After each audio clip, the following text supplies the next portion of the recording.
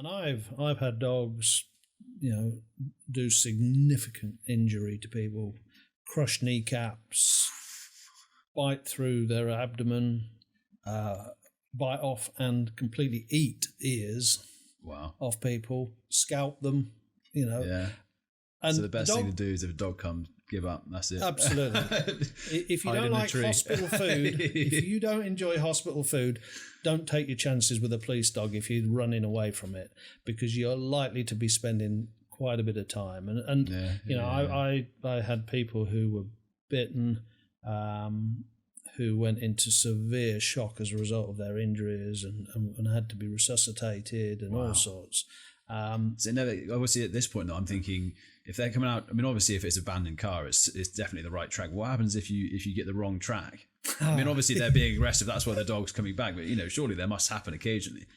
And that's why you have a handler attach them with a tracking line, because the dogs are predisposed to do what they've been taught to do. Whoever it is. They're not whoever it is. Exactly, yeah.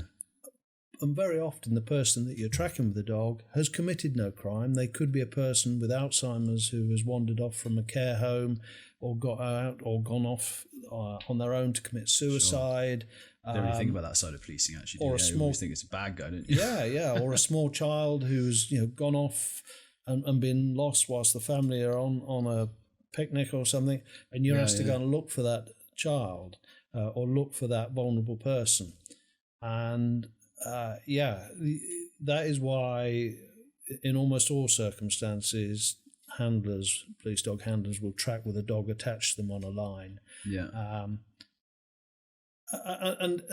The interesting thing is, and you've got to experience it, is that their ability to stay with the original track is the beauty of it.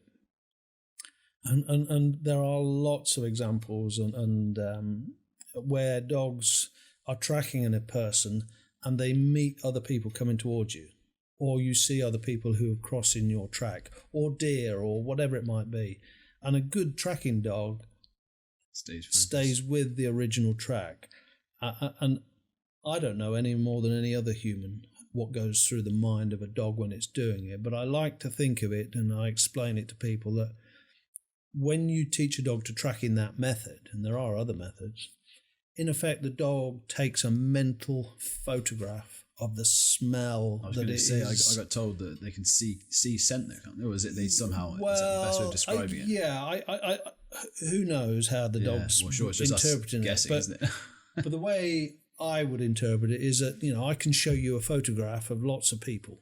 But if I give you enough time to study a photograph of that person, you can then discriminate that image of that person when shown lots of other images. The dog is taken to the start point of a track, it locks in this pattern in its brain of the compilation of ground disturbance, the scent that's come off the person, and if it's conditioned and allowed to learn, it can stay with that track and ignore other distractions.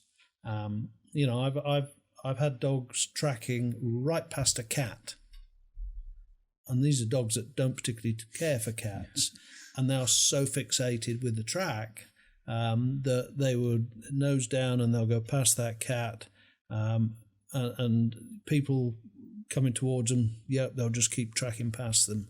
And the reason they're doing it is because we have trained them and encouraged them to stick with that track, because there's something at the end for them. And for dogs that get a real buzz out of biting people, that can be the motivation, undoubtedly.